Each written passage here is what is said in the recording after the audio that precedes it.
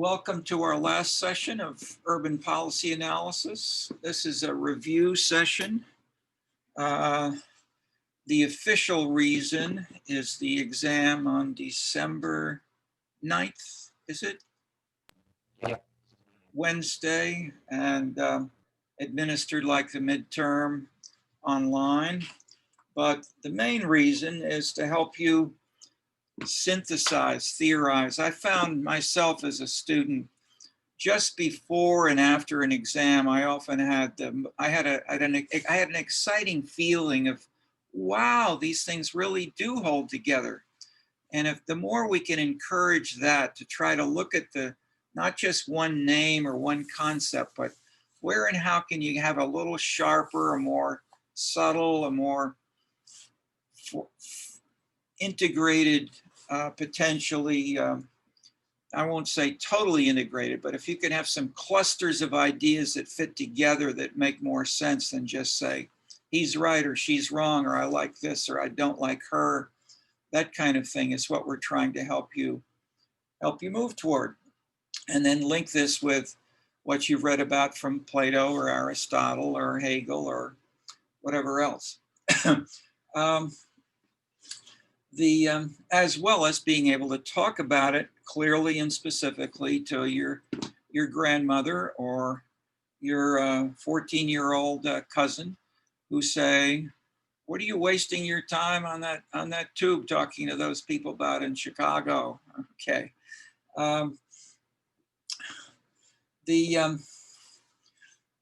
We have in the first half of the course, basically, the first section, we have these 5 views which are distilled from the bigger, broader ideas about cities. Let me just feed into them first with sort of more bigger background things, which also I've briefly mentioned, but just people say, why you're studying, why waste your time on cities? They're small. My one sentence answer, which we've sometimes reused, is nations are dinosaurs and cities are like fruit flies. Even if they're not bigger than dinosaurs, there are all kinds of them and they can go in different ways, and there are variations and combinations that can illuminate how bigger processes happen, which transcend cities as well. Transcend nations beyond, not cities, transcend nations as well as cities, to lead to broad historical periods or total redefinitions. The zeitgeist that the 19th century Germans talked about, the spirit of the age. What changes the spirit of an age? Is populist politics, is diversity, are these changing not just the spirit of the NASDAQ, but the spirit of the age? NASDAQ announced today that it's going to require all 3,000 or so corporations to have more minority members, so 3, a woman, a minority ethnic background, and a sexual preference person of diverse style in ways that reflect the diversity discussion. Okay, where does that come from? The 70s, in a sense. How did it start? In part with Italian and German terrorism. Does that say this is a good way to do things? Not necessarily, but it says there are lots of different ways that this happens. I'll just hold up briefly. I'm just reading a book over the weekend. Eleonora Passati, we had her earlier book, and this is a book on resistance movements of all kinds. And the bigger point she makes, which feeds into what we say through the course, is that the old rules are breaking down. Political parties are breaking down. Traditional civic organizations are not necessarily so strong. Unions, major decline around the world, but all of these still persist in some locations. So the presence or absence of unions are major things, which she has evidence from Turkey, from Argentina, from Chile, and even in the most low legitimate region of the world, generally Latin America. She shows that there was in Santiago, Chile, one of the most so-called neoliberal cities of and countries of Latin America, there was a hugely successful citizens organization that emerged based not on politics, based on neighborhood festivals, based on dancing, based on singing, parades, dozens of kinds of food that was available for these were festivals very similar to the Chicago neighborhood festivals, to the street front and the lakefront big musical activities which we have here. Was this done just for fun in Chicago and in Chile? In Chicago, I argued that these transformed the Beirut on the lake into the city of entertainment. And that was a way of building a dramatically different political coalition. If you're Irish Catholic, you can't build a majority coalition that will elect you based on just getting Irish Catholics to vote. You've got to have a sense of civility, a sense of something else. And Daley did that using entertainment, building on Jane Byrne, et cetera, in ways. And this is, Chicago was the #1 city in its success in this respect, according to the National Endowment for the Arts and others. But this is happening in Paris. It's happened in Paris for centuries with Versailles.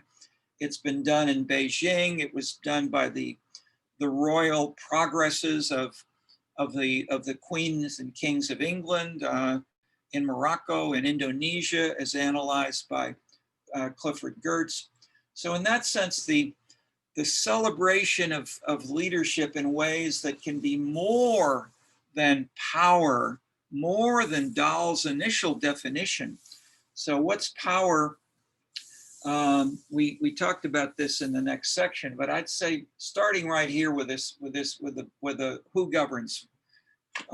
Main reading, extra reading is a classic list of specifics, but what's the big idea? Let me pause for a minute and ask anybody, what's the biggest single idea that Dahl really brought to this whole area, challenging not only Clarence Stone and Floyd Hunter and C. Wright Mills and Marx, but the more narrow, also one-to-one, small groups idea that one person will change his attitudes because, maybe not his attitudes, but his behavior because another person is there. And a lot of small group studies have looked at changing incentives. The whole term incentive is a business school. It's a Trump style, individualistic bit of food that you give to a rat was the view of the psychologist from Skinner onward. So you measure how much your food you give in conjunction with what pattern of hitting a bar, and that was the way that a lot of psychology worked when I took courses in years ago in the middle of the 20th, late 20th century. But the point is, psychology has changed and the world has changed. And so you've got all kinds of pieces added to this. But what did Dahl most essentially add? What can you tell your nephew in ways in an elevator that you should remember and you can talk about?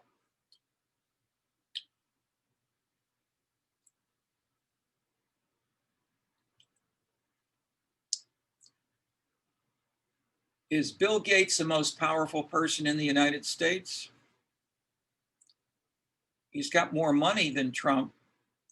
Did he have more influence on U.S. policy than Dianne Feinstein, or to just a name a chance name, or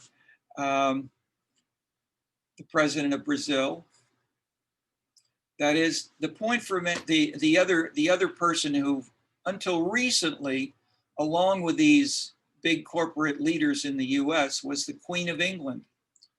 Does the Queen of England have a huge amount of impact on policy?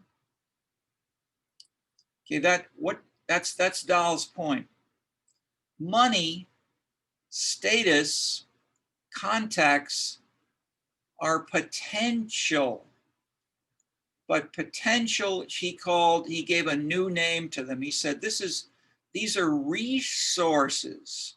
And he could have said only resources, because resources are not influence. And the fact that you got a lot of money in your pocket or in the bank or in real estate and country clubs does not mean that anybody cares about or knows. Most often, most people don't know how much money people have in the bank and in their bank accounts.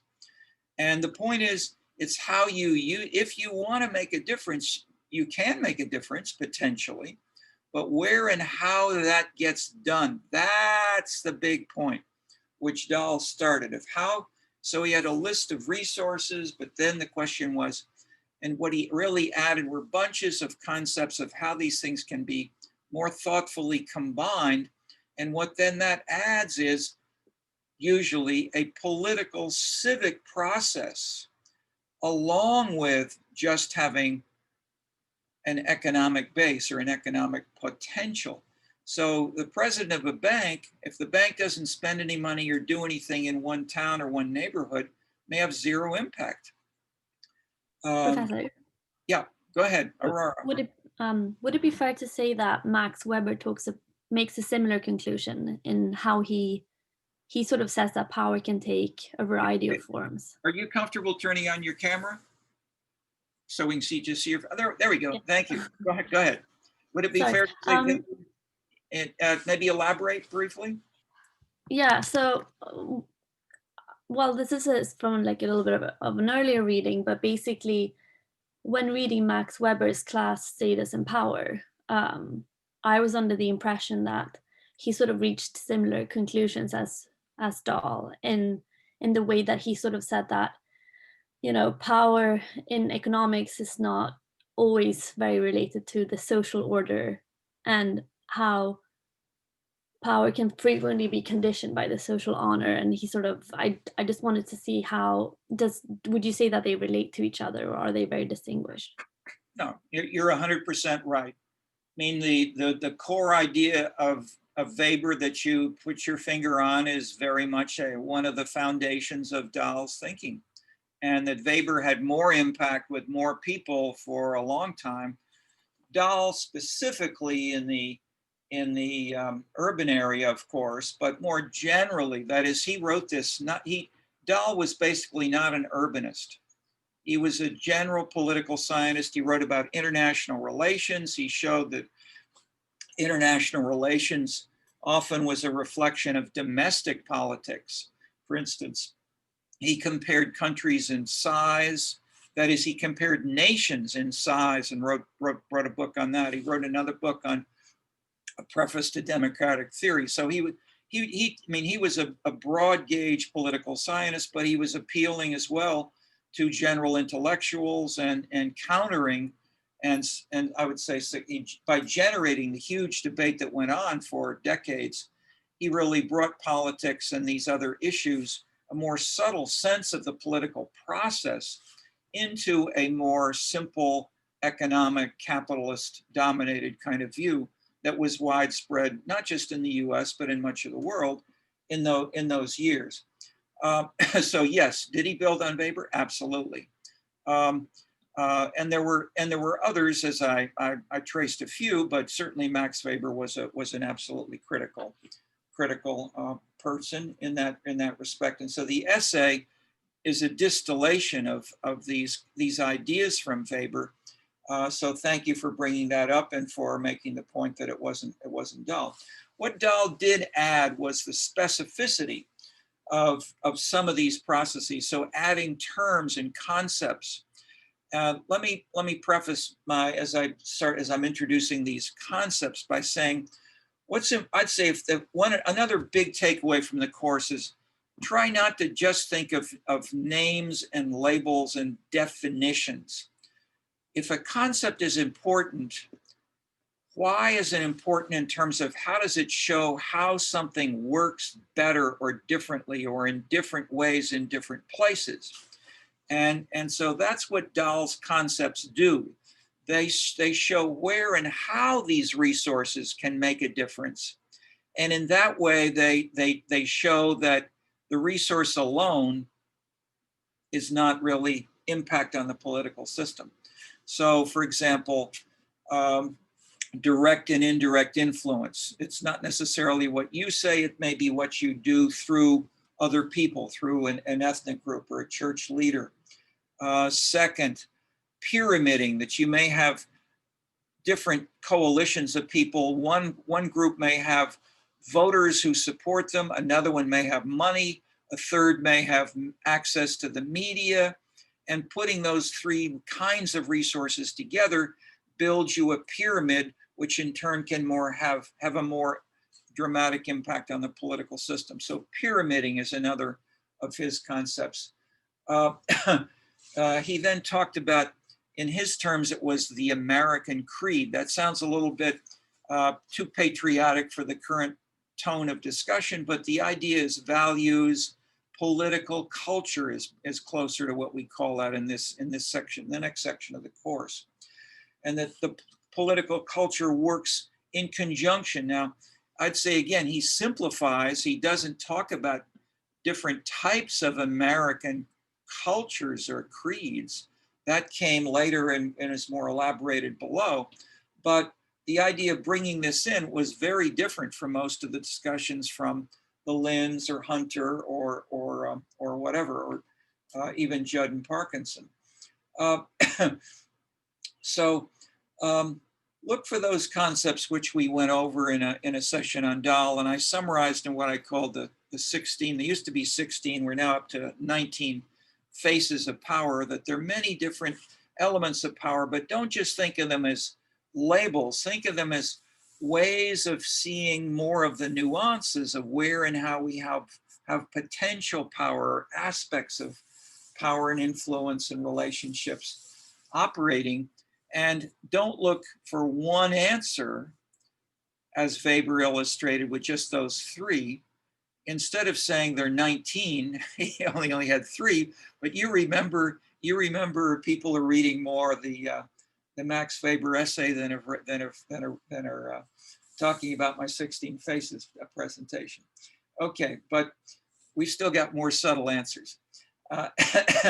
And of course, in Scenescapes, you see the same thing. We've got 15 dimensions extending what people have done before, but we didn't invent any of those 15 ideas.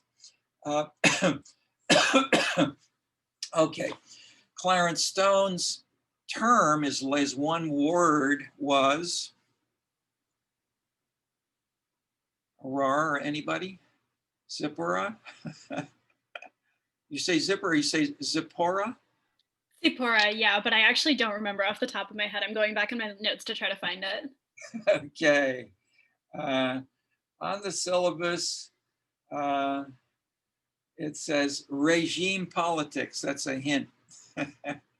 What's the one word? Regime. The regime of Stone was a broader, looser idea than the business elite, but the core idea is that business leaders are important. He did not talk about culture. He did not talk about big ideas. He didn't talk about where and how you convert money or connections into influence. His idea was there's a regime and so that in turn he explicitly abandoned in a way that I talked about dramatically in a meeting here in Chicago. But I would say as I said then, he went too far. That is, there are some places that may have now a pattern of the sort which he discussed in Atlanta. And there are obviously, and that this is a reason I've deliberately invoked Stalin, Genghis Khan. We have all different kinds of very powerful hierarchies out there, and they should not be seen as totally historical and totally beyond the pale. One reason that this intrigued me was reading about regions and cities inside Russia, where you have Kazan, which half of the population today has come down from Genghis Khan. And so you have by contrast, St. Petersburg was created by Peter the Great to link to the West. So Versailles, the Germans, the French, the English, these influenced St. Petersburg. And so they renamed it Leningrad to make that point explicit. But the point is, if we look at these bigger differences, we can then have insight in the sense that the best book on Chicago in the old days of the tough political machine was written by Milton Rakoff, who was a Russian Sovietologist specialist. So he was used to looking at how, in the days of Stalin and Lenin, the party worked and how the connections operated there. And so he says this explicitly. So, so it seemed to me, of course, this is how the political machine in Chicago works too. And so so he would say, I would see things that others did not because I knew the Russian system better. So I would say similarly, if you have a little bit of these more extreme versions. So when people say people don't go to a movie during the war, and then you say, well, why did Stalin bother to spend that money and time in 1937 and 1944 when St. Petersburg was not occupied, apologies, hopefully and unsuccessfully non-occupied by the German troops around it.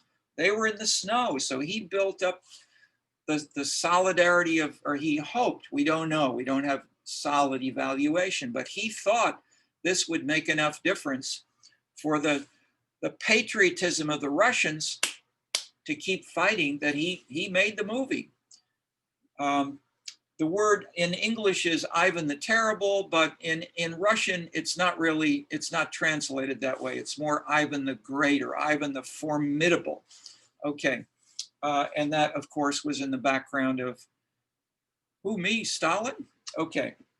Judd and Parkinson, a mini version of that, the union leaders of Liverpool, when Margaret Thatcher was getting really tough on the cities, they thought they would try to close down the city, strike, dramatically make Liverpool an economic disaster, so much so that they thought they would get, federal, not federal, that's the American word here, national assistance or a bailout, or that the city would get more of sort of a New York, that the same idea was this was near the period of the New York fiscal crisis. Would nations help an individual city? And it backfired dramatically on those local leaders, in the sense that the Labor Party kicked out from the Labor Party itself the Liverpool leaders. Okay, so basically, leadership in its specifics can make a difference for sure. But the question is how much and in what ways and what are the mechanisms and the specifics. And that's where we get to things like pyramiding or coalition building or using Twitter, and then the kinds of rhetoric that you use on Twitter, and then making sense. And as I mentioned briefly, the background was the older mechanisms have fallen down. So what she focuses on, how they fill them with social media, with festivals, with entertainment, with discussions in ways that transform the meaning of the old ways of changing leadership. Okay. Second big section is on markets. And Peterson, Saassen, nationally and locally stressing the competition that is not just markets in the sense of money, but markets as an analytical comparison and competition among political leaders, which can be for residents, which can be for where do the talented people move. So the Chicago Daily One, but especially Daily Two, was very interested and concerned with this, and really brought Richard Florida here for a long discussion with the civic leaders and more. So Chicago was, as I reminded you, the fastest in some time periods with some of the, it hasn't been every time, but in late 20th, early 21st century, Chicago attracted more talent. I won't say talented. The data are just by age. Age, you can get age, but you can't get age combined with, say, college educated. So the Chicago attracted more 25 to 34-year-olds than any other 4-mile downtown area in the United States. So in that sense, compared, I mean, I won't add the qualifications, but basically Chicago, this city of broad shoulders, has deeply transformed itself, which is what makes it such an interesting place to study, especially as we happen to be right nearby. But that in turn has led thousands of other persons to read about Chicago and to watch about it on the tube, even as the riots and other things were going on in 1968 with the death of Harold Washington, later on with the looting this past summer, and so forth. So we start from that, but we then want to go further and see how we can add meaning to this. And Janet Abu-Lughad's book on New York, Chicago, and Los Angeles is the opposite of the Sossin view, in the sense that she shows how the culture and the history of these cities adds meaning, in contrast to Saskia Sossin's book, which really says nothing really about politics or culture. So we have big differences in interpretation. I'll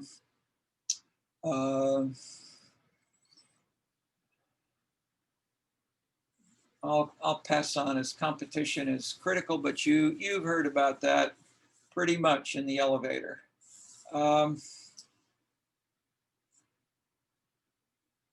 Political culture, Elazar, biggest single name for probably at the core of this, but obviously if Ferrara wants to ask the same question or make the same point, Max Weber certainly dramatically introduced the importance of this, which some of you are still reading in college classes today in the Protestant ethic. But scan as well the other books in that context. That is, don't just look at the Protestant ethic, but look at what's different in India, what's different in China that he talked about, and you have brilliant interpretations of how those countries can be culturally compared with other locations. And of course, Northern and Southern Europe, leading in turn to the Latin American, North American differences. Hierarchy, legitimacy, building legitimacy, and the like, and then how these can be adapted with not necessarily in a, quote, democratic context, which is why I've focused on cases like Perón in Argentina or Stalin, Hitler. They used very visibly some of these artistic kinds of insights in trying to do what they call cultural policy, or they even talk about, not negatively, in China, the propaganda committee of the Central Committee of the Communist Party. People put that on their resume. And I'm a member of the propaganda committee, and we're working on doing this better. Okay, urban innovation, next fourth section, Florida, Kentuckyville Karaoke, Theaster Gates, the 9 principles of ethical redevelopment. Big ideas. None of these specific names are the sources, but the point is, big ideas can transform economies, political systems, and more. And thinking not just about one idea, but where and how these vary and how they're contextually specific. So as I mentioned, St. Petersburg versus Kazan inside Russia, both had aspects. Now, so I should be more careful.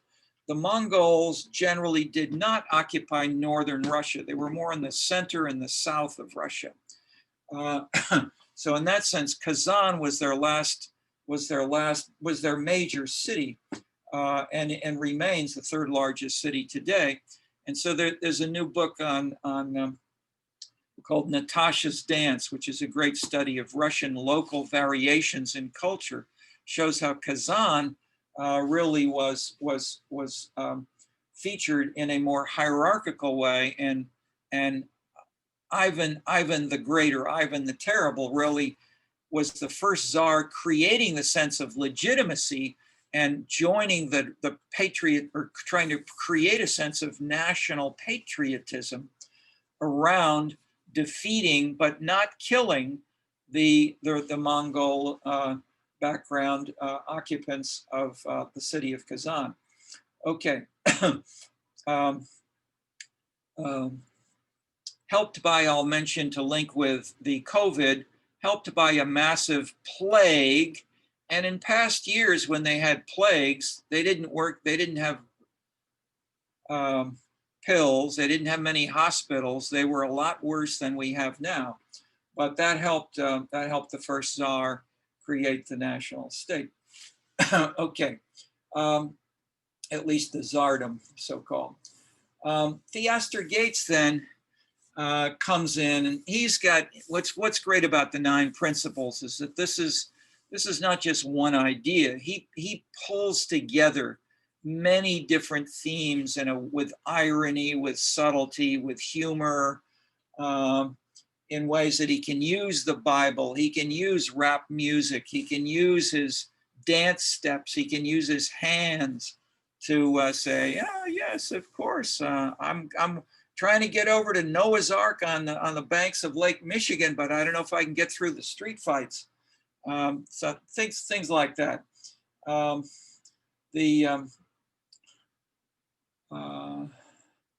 His black monks of Mississippi in the Netherlands who all have white faces, except for him. So, but they played the music, and it was fine.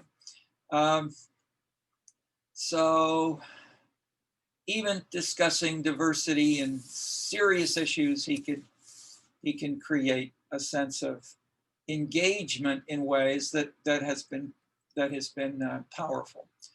These join then in the last section. The last big idea is consumption, entertainment, urban scenes, and that these join not just the idea of innovation or moralism, but the context, the background, which creates that as a feasible and powerful and successful or unsuccessful way of trying to do something. And it also leads us more to the idea implicit in Weber's Class, Status, and Party, that no one of these stands alone, that the interpenetration of class with status and with power and influence is going on all of the time, and that observing the multiplicity of causes, the interpenetration of dynamics, that's what gets complicated. And as very little in life, especially in most cities, most of the time is one factor driven, that we've got lots of things happening simultaneously. Getting a feel for how people who are subtle have done that in some of the works here is what we tried to do. So in the Scenescapes book, we have about 100 mini case studies in boxes, and they variously illustrate the unusual, the ironic, the crazy, or the difficult combinations of joining things which most people say cannot be joined. But if you can show where it has been done, such as social progressivism with fiscal conservatism, that combination, I may not have mentioned or stressed explicitly so much orally, but that combination was a major driver of what kind of, that is that ideological combination, which you had in Bill Clinton, Tony Blair, Dianne Feinstein, Kathy Whitmire, Ed Koch. What kinds of policies followed logically from that combination which they joined? That is, if you want to help the disadvantaged, you want to help African Americans, but you don't want to spend more money. And also think, for instance, of, okay, what policies have we thought about and discussed? And I'll give you even another hint. How about south of the border? If you have the LA lowest city, the lowest legitimacy of any American city is LA. LA residents distrust their leaders, distrust the world more than any other city. And so the LA commentators say, oh, what can we do? This is the LA, this is the LA school. This is real life. My counter to that, coming from Chicago and as a third perspective on New York, Chicago, and LA perspectives, is look at the politics and the culture. What are actual things which people are doing in cities south of the border? And the one which we had a video on was Colombia. What did they do in Colombia that maybe we can generalize from? Anybody remember the video? What were they doing out there? Pushing their hands against the bus, against the truck. They brought in traffic mimes to replace the corrupt traffic cops to like teach people how to cross the street correctly and like use the arts and humor. Exactly. Okay, so that's the extreme case. Does that imply that we should all use, white faces for every government official? Of course not. But the point of that was to say, you can create dramatically new combinations. And in this case, they fired the whole traffic police staff because they were being bought off by the drug lords or by others. And in that way, they saved money. So it was a fiscally cautious, but the general label which we can give for this kind of policy is that because it was a policy of helping fewer people be killed in traffic. That was the goal. It was an egalitarian, equalizing policy related as well to prohibiting people from driving cars every other day based on whether you have an even or an odd numbered license plate. So reducing the traffic and the numbers and fatalities was to try to treat all citizens more equally and reduce traffic difficulties.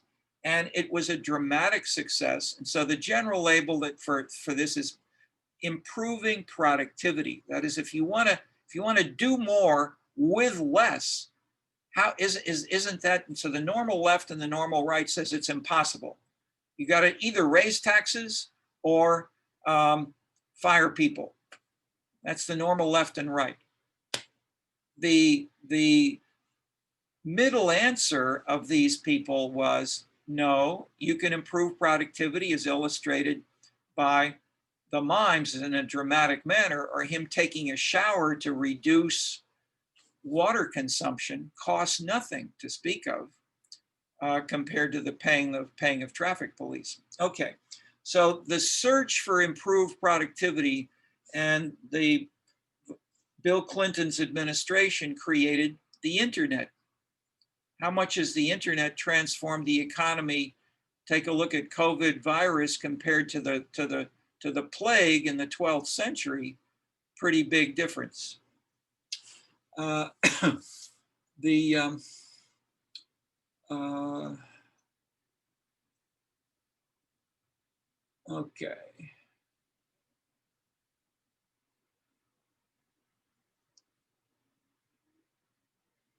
Let me pause just for any more general questions on anything. I mean, I've gone through now the main big themes of the course in a general sense, those 5 general ideas.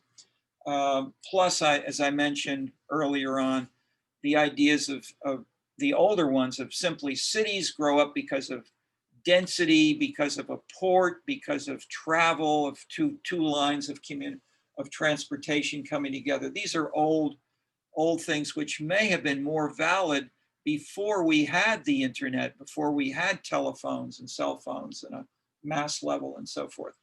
But they probably are getting weaker and weaker, and that's the point of our importance of bringing in these new kinds of processes like cultural shock or moralism to mobilize, to let's say, to bring out citizens more actively. Let's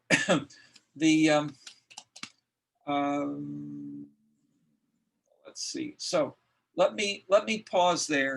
Any questions on anything else? I can go through things on the reading list, but or anything else I've said. But ask a question if you want. I mean, either a normative or a positive. I mean, normative questions are good to think about, although we want to try to use them in a way that we can link with positive analyses, including social media debates or the rhetoric used by different leaders. If we can find someone, say, who's analyzed that rhetoric, that's even better.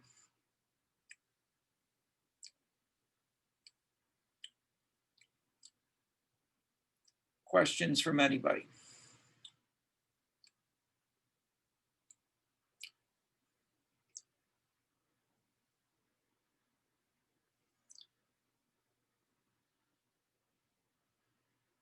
All right, I will slowly push on, say a few more things, but then yeah.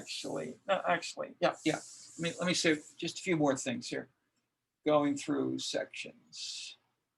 The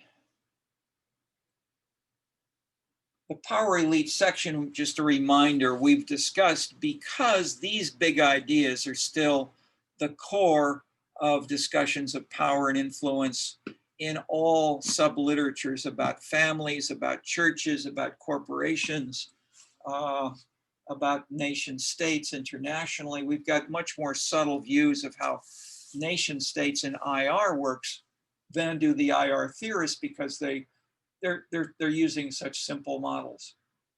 And so IR is changing as, and I cite the example of the film within the film as funded by Stalin to make the point that that was not an explicit part of the IR theory as was used at the time, or in later work by the,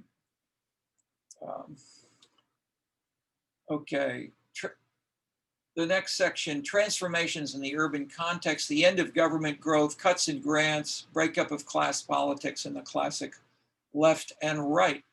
Okay, so this was clear in a sense that over maybe 50 plus years of class politics in the US and longer in Europe, we had a weakening, undermining. Does this say it went away? I mean, I did a paper with Marty Lipset called Our Social Classes Dying. We did not say social classes are dead. We asked where and why class may explain less and what is arising to weaken it, to change it, to show how these new things which are here in the course are working. But that led to a huge debate, and this is still going on in books and papers all around the world, because class was so important due to not just Marx, but certainly enhanced and maintained by Marx. But then in turn, I'll just remind you that class was then redefined by people like Dahrendorf into any conflict group, and Mush Postone here, leading University of Chicago Marxist books, defined smokers and non-smokers as a class conflict. Okay, if smokers are dog walkers, as a major example in Beijing today, is dog walkers are fighting with people who don't like dogs.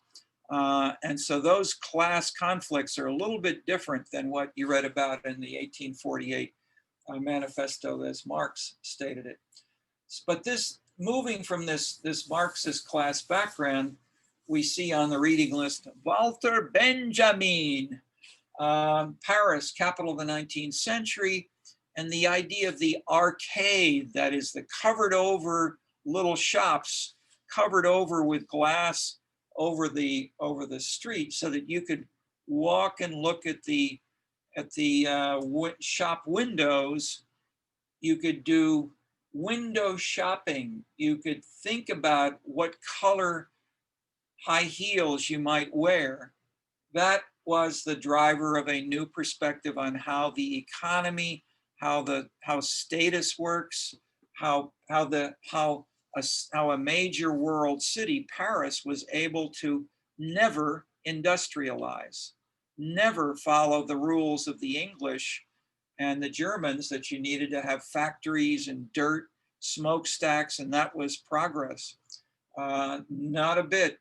And so the concept in French was called the flâneur, or the walker, the shopper, the gazer. But as that term was used by Balzac and Baudelaire, and then taken over by Benjamin, it included not just shopping for a physical object or like an umbrella, but thinking about where and how these things worked.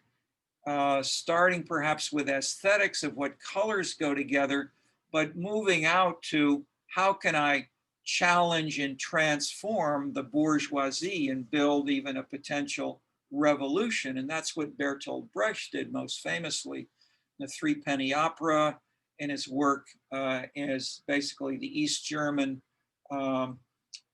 informal minister of culture, in his books on Chicago, one of which was called Saint Joan of the Stockyards. So Joan was a Salvation Army girl, or he was making fun of the Salvation Army style in the person of Saint Joan, in the way that she brought this New England moralism when people were chopping off the heads of animals in ways that he brushed, sort of was trying to ironically shock you into saying, hey, maybe I don't like this this kind of meat chopping.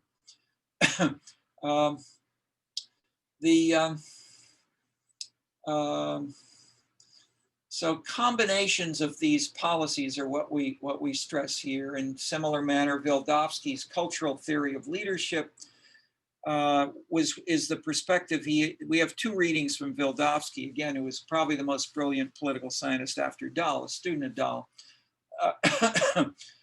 And his first one, in first part of his life, was a theory of budgeting incremental leadership, that policy is not revolutionary. Policy is a little chunk at a time, gets cumulatively added, and that's called incrementalism.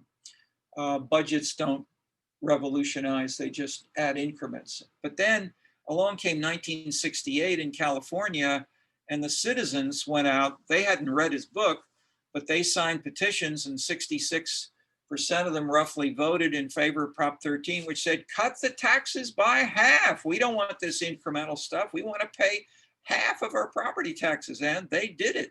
So Jerry Brown, the governor then, and the governor more recently, said, the day before, said, don't do this. You will destroy the state of California and all this wonderful things we built. The next day he said, I will implement the policies, as if they were his policies.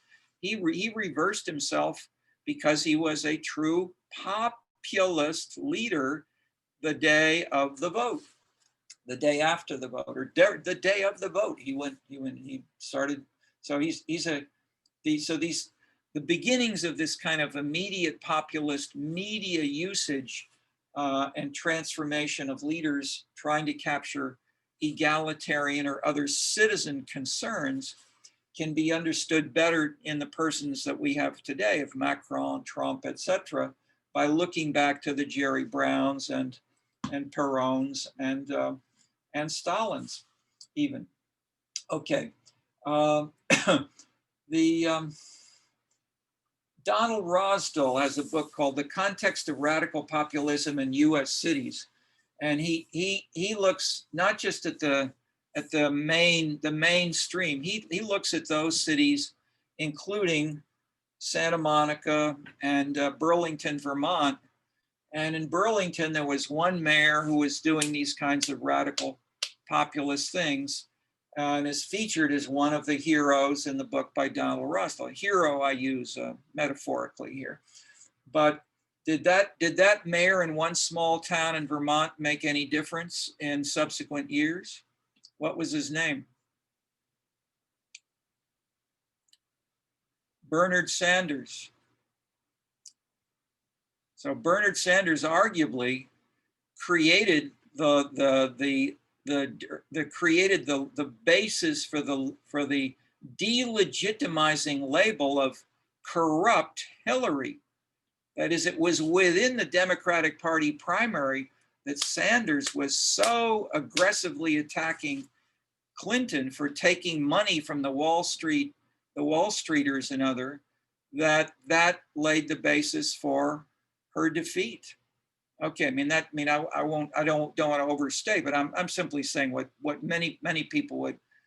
We don't have a number which says how much difference did that make, but certainly and it's not just that one example, but I'm using that as a global example of the rise of moralism.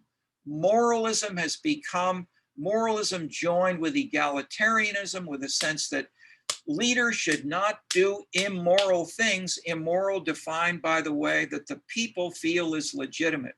So in that sense, legitimacy works only because of the people relating to the leaders. And so in this way, three types of Weber, the charismatic, the traditional, and the bureaucratic, need to be extended, as we did in the Scenescapes book, to include egalitarianism because of the populism of this greater strength of and the imposition of the further and further out of the egalitarian norm. To have the NASDAQ today say, every corporate board must have it didn't say African American, 3 different kinds of board members. That's a pretty dramatic change from the idea that Wall Street wants this. So to have the Wall Street actors imposing diversity is like what happened earlier when McDonald's, the largest corporate food producer, said, we're going to impose animal rights on the raising of chickens and in the raising of beef, and the farmers. So they didn't invent it. They got pressed by animal rights leaders for years, but then they pressed it on their suppliers, and their suppliers, the farmers, said, oh my God, this is going to raise the price of chicken and everything else, but they did. Okay, so the rise of egalitarian moralistic politics is a major transformation since the 60s. And I use that as just one specific example, feeding into the ways in which the traditional patterns have changed. The irony of this section on economic development, I would say one irony is how much the people who presented strong Marxist interpretations, from Benjamin through Logan and Malich, through Ed Getz, through Sharon Zuckin, basically changed, or let's say, I won't say gave up, just as the Chinese have not given up the label of communism, but they don't talk about Marx in very much a very literal sense anymore. The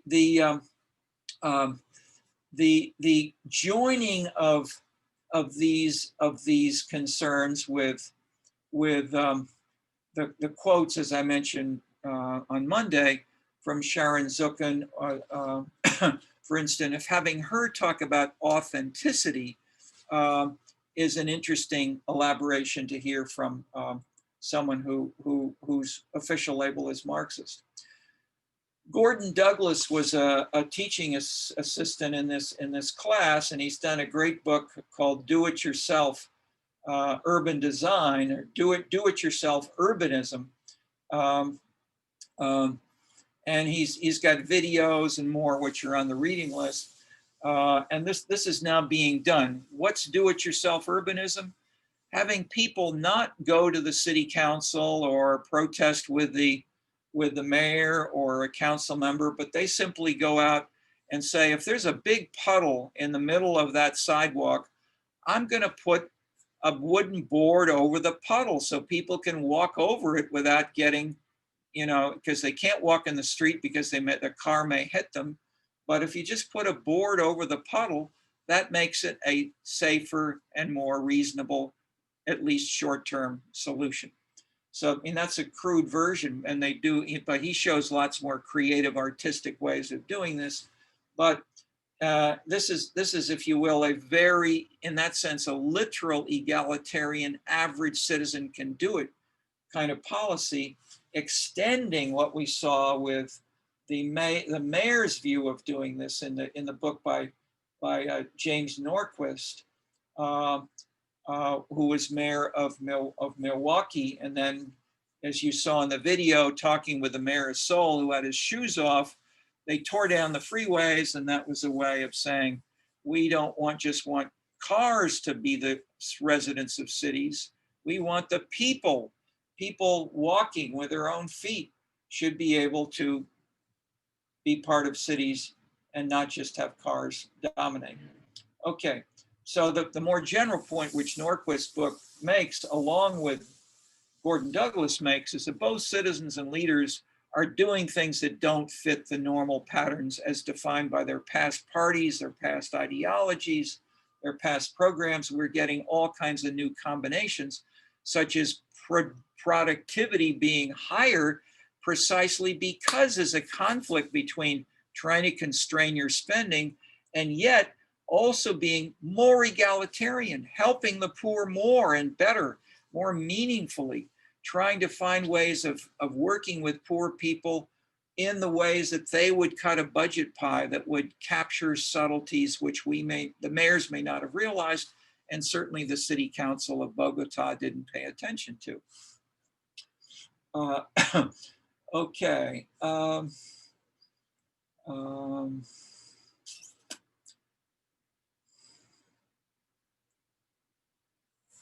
The paper by Mary Patillo and others is on Black placemaking, celebration, play, and poetry.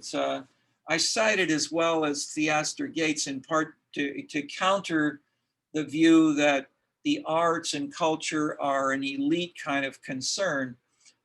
These are all 4 examples within lower status African-American lifestyle in Chicago in ways that people are going to clubs, they're helping each other through their churches, they're doing things which are amenities and lifestyle, celebration, play, and poetry. It connects as well with the ideas in the book by Eleonora Pizzati that you can have festivals in Santiago, you can have mimes in Bogota, you can have a movie in Moscow or across Russia, and these can potentially make a difference in ways that are not just something which is meant for elite closed consumption. That the artists themselves are major drivers of this. They're going into streets, they're trying to find public art, so-called.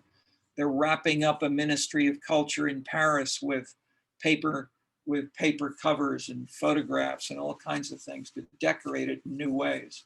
And the ministry says, sure, that's innovation is part of what we're all about.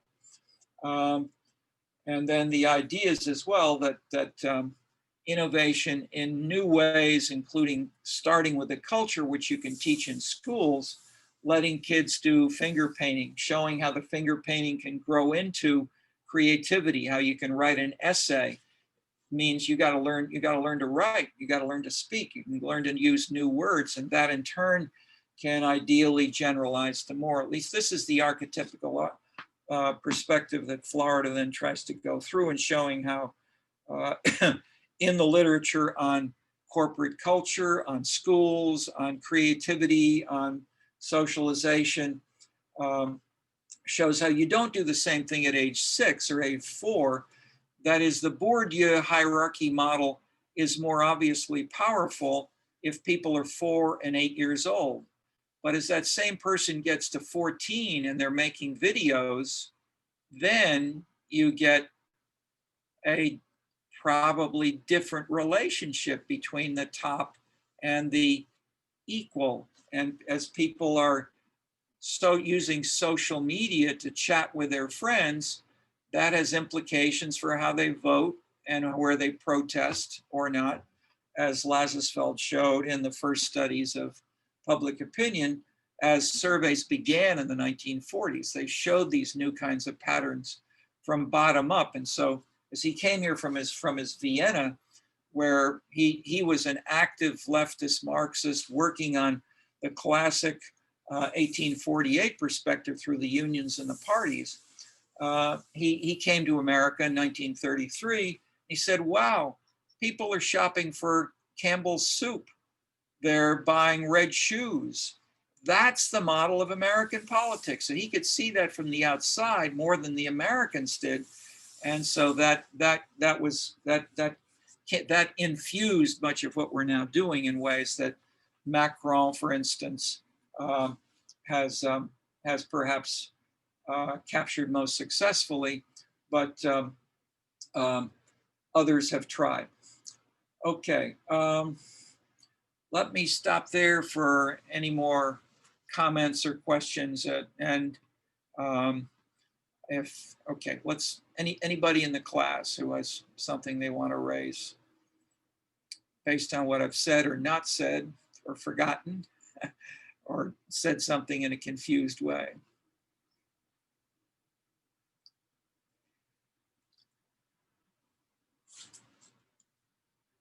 Aurora, were you raising your hand or just leaning on your elbow? Okay. Do our two TAs want to bring in anything from the midterm reading closely, or suggestions for anyone else? For I guess if you were stating on record, because I know people will be watching this, just in terms of thinking about the final, everyone did. Your voice is cracking up. Is there anything you see? Is that better? Maybe lower the volume just a little bit. Sometimes will help it. How's that? Say something now. Can you hear me? No, it's still really bad sound. I don't know what it may be doing. Say something at that greater distance. Can we hear you now? Boom, boom, boom. And I don't know what it is. Okay, so Gray has messaged me in the chat. One of the things we both saw in the midterm is that people were discussing ideas related to the readings, but they weren't citing the readings directly. And so that's important for us. If you're using an idea from one of the authors in the readings, first of all, that's great. Please do that. Second of all, give the author credit and discuss how that example is relevant to their work and how the readings fit into the themes of the course. Yeah, I have to agree I hate to stress too much names or specific labels or concepts, but as this is an open book and you've got the books right in front of you, you've got the the syllabi right there. It's easy to just look. You don't have to memorize. You can forget it tomorrow, but Dahl is a name, Hunter, etc., are easy enough to include. Max Weber, for sure.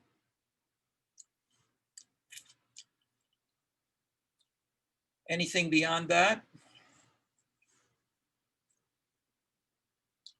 Yeah, I would say as well, the way you can, the more general points which we've talked about are, yes, getting the core concepts, the core names, but how you can then use them creatively. And this has come out in some of the wonderful essays. Even in the short 1 hour, an hour and a half you've got to write the exam, so many people are able to put these together and think about how a combination of two things or three things may work in one example, such as the mimes in Bogota or Bill Clinton appointing Bill Clinton appointing African-American judges. It was really Jimmy Carter who did that first, but Bill Clinton then doing same kinds of things. That is because he lost, Bill Clinton lost his efforts to transform national health insurance. He shifted over and said, let's focus on the ethnic meanings of these in ways that we can't raise taxes as much as I would like, perhaps, but we can try to make decisions like using the existing budget to fund new jobs for African Americans and women as judges, etc. And just one more thing, a lot of you are doing a really good job of this already, but just make sure if you're doing an identification or an essay and you're discussing an idea from the readings or from lectures, that's great, but make sure that you do meaningfully add to it and explain its significance. Maybe use examples. Try to go a little bit beyond just defining things, but most of you are doing a good job of that already.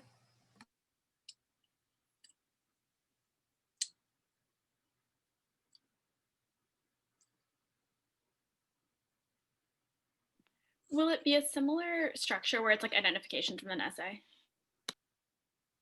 Yes, the same basic structure. We'll have IDs, and so when I say IDs, you heard me qualify, and you heard again Andy qualify. Let's not. The idea is, how are the ideas? Why are these terms important, and how do they work?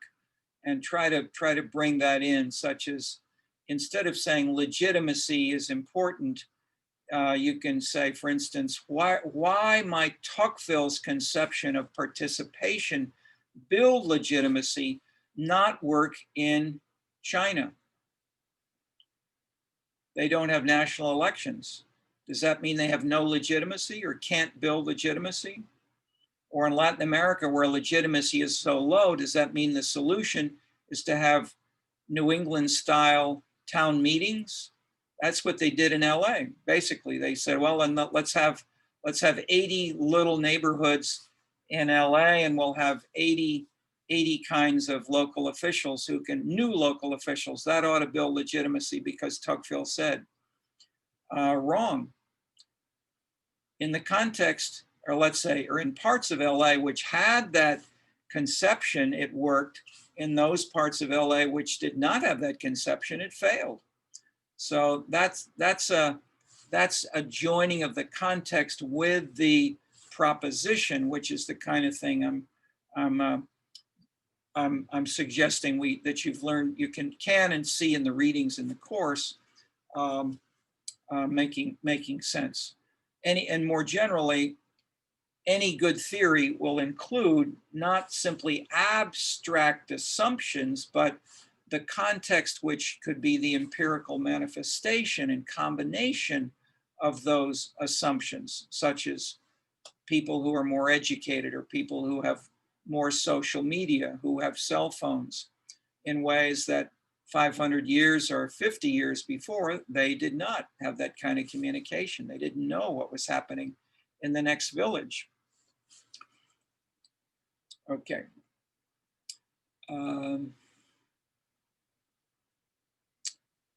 Any more questions from anyone?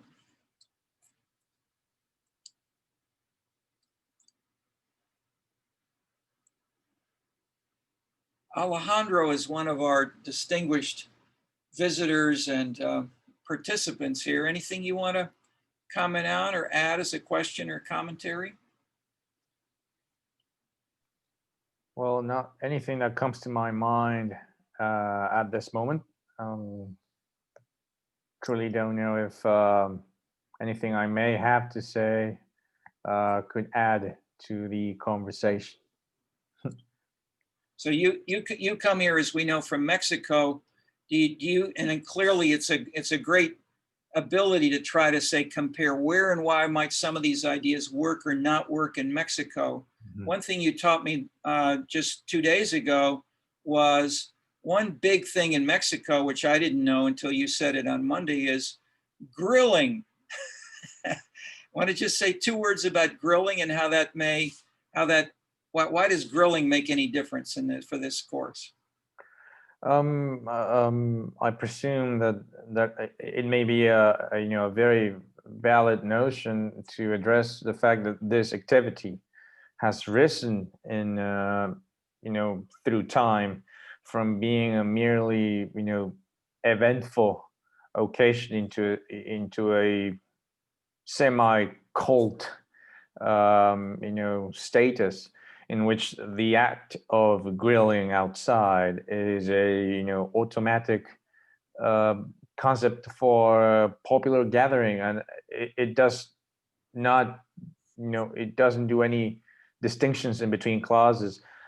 You might find the wealthiest people in Latin America doing this, and you will find the poorest people in Mexico doing this same thing, and this is done, or this is employed in several occasions. I can recall once the government of the province where I'm from organized a statewide competition to discover the best amateur griller in my province, and it attracted a lot of attention, and it attracted a lot of people, and some of them were just regular blokes from around the neighborhood, and these other guys were actually trained as chefs, and they were both coming in together, and they actually reserved a massive area, a big surface in our largest park. So I think it may be a way in which addressing the idea of arts as an element of transformation and to produce leadership legitimacy. I think it did work at the time with that with that administration. It did work perfectly. Okay, now that's great. If we think of how can grilling, here's an exam question or something to think of. How could grilling be used as an urban policy? Mary Patillo's book, I'll just throw out 1 or 2 things that you could build on and go further. Her book on Bronzeville says that grilling is a major class difference within Bronzeville, that the African-American elite says do not grill in public spaces because that's lower status. The Mexican example implies the opposite. It's not class linked, even though you may have more hierarchy in some respects in Mexico. By contrast, in the neighborhood next to Bronzeville called Bridgeport, there were gangs that were coming in and selling drugs and active in violence, and there were individual gang leaders who were known to be living in certain houses in Bridgeport. And so what did some of the people in Bridgeport do? They started grilling in front of the homes of the gang leaders. So you would have dozens and maybe hundreds of people standing around for hours and hours in front of their homes, implicitly saying, we know you're a drug leader and we know you're pushing drugs in our neighborhood and we don't like it. And some of them moved out, others stopped doing it, or stopped doing it at least within that neighborhood, or were very careful about doing so. So it's been, that idea of, and many Latin American cities, I've heard from other sources, have similarly used grilling as a way of keeping people in a protest rally, or in, say, Portland, Oregon, they have places like that. You classically have music, food, speeches, a sense of conviviality, not just a cold, abstract, humorless speech that the revolution must be now, make the revolution. No, give people something to drink and eat and then say, hey. All right. So, or that is, there are many ways to do this, but don't ignore the emotional, the engaging, the gustatory, the celebratory components, and that's what's being done with some success, even if they're simplifying labels like Crooked Hillary.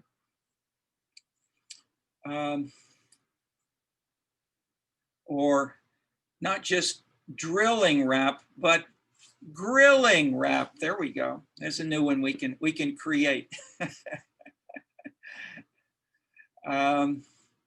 Who else has a comment or suggestion of any sort?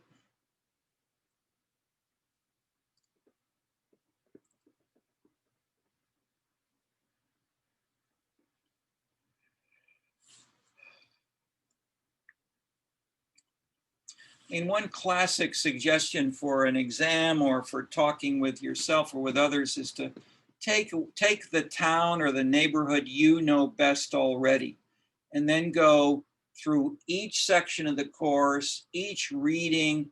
Why and how does that reading say something that gives me a new idea about my town or neighborhood? And I've just used grilling as an example. And then try to say, is there, and as again, we've done with the grilling example of the gangsters, how could grilling be used as a policy? And that was not done by the city government. That was done by neighbors, basically. But I'll mention one more. How were the major states, some of the major states in the Middle East, most active in funding opposition to the ISIS movement politically 5 to 10 years ago, when ISIS was a very, very serious, bloody, active, successful movement? How was it undermined by the states around it? Such, I think it was Algeria, Morocco, others. I mean, I learned this recently and was amazed myself. They funded humor, people making fun of ISIS, not saying, be peaceful, but saying, these guys with these big guns, they don't know how to use them, or, they're shooting themselves in the foot, or, things of that sort. They would have cartoons or movies or videos or slogans, all kinds of things, which would transform the ISIS's hero to the ISIS's fool. And the ISIS leaders themselves, the top leader was married to a poet. They used in their recruitment in Arabic lots of poetry and artistic kinds of appeals in ways that in English they never did. So these themes of joining more with the classic political dynamics are what you've seen at the urban level, but these are more generally internationally and comparatively, and in terms of many other components captured, say, in economic development or in voting or legitimacy or turnout or demonstrations. These are all increasingly part of these new processes that we need to attend to, in which sensitive leaders are doing. You don't even need to campaign with precinct captains or brochures or handouts or even driving people to the polls. If they can mail in their ballots, they don't have to go to the polls. They don't need to wait in line. They don't need a precinct captain to drive them. And so that's happened in a massive new way in the US in this last election, for instance.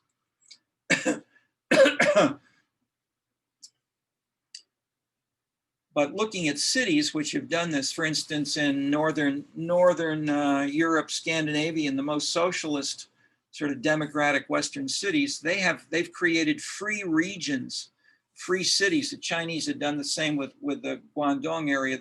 Where they remove, if not all, many of the taxes and regulations which define how a city government or a city's economy has to work. Then they say, try out anything new and different if you want, and we'll let you do so for at least a couple of years and see if it works. And that's so. Cities as innovators have been there since they began. This was the beginning, as Weber and others wrote about them. They were breaking away from feudalism. They were the sources of trade, of innovation, of cosmopolitanism. And this is happening forever onward. And only now it can be neighborhoods, it can be a do-it-yourself urbanism, and putting a board over a puddle, or thinking of new ways of getting the leaves out of the sewers that are jamming up the sewers, something like that.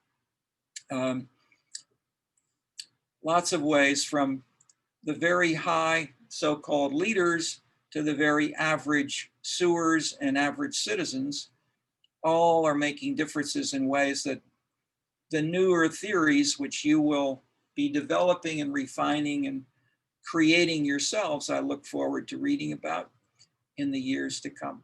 All right, we're at the end of our session. I will say thank you to those of you who've managed to get this far with us. And let me say again, I'm delighted at the quality of the exams. No one wrote a poor midterm. Every one of you did a good job, and that's great to see. And thank you, and please keep in touch. We will learn from you. I hope even more in the future, if you've learned a little bit in the last quarter. Cheers. Thank you so much. Thank you.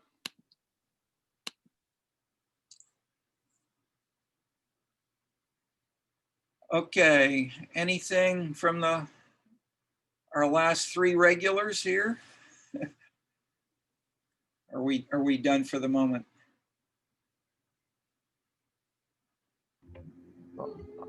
I need to get, I would like to thank both Andy and Gray for all their support. And of course, you, Terry. I may need to be, on my way off. There is a lecture by the Chicago Public Libraries on parks. It's done by Julia Backrack. And Okay. she writes on city parks, so I'm going that way tonight. Okay, terrific. Thank you, Terry. We'll stay in touch. Hopefully. Very good. Thank you all. We will be in touch over exam issues or anything else, but most appreciate your quiet but precise and thorough work, and look forward to more collaboration. Bye-bye.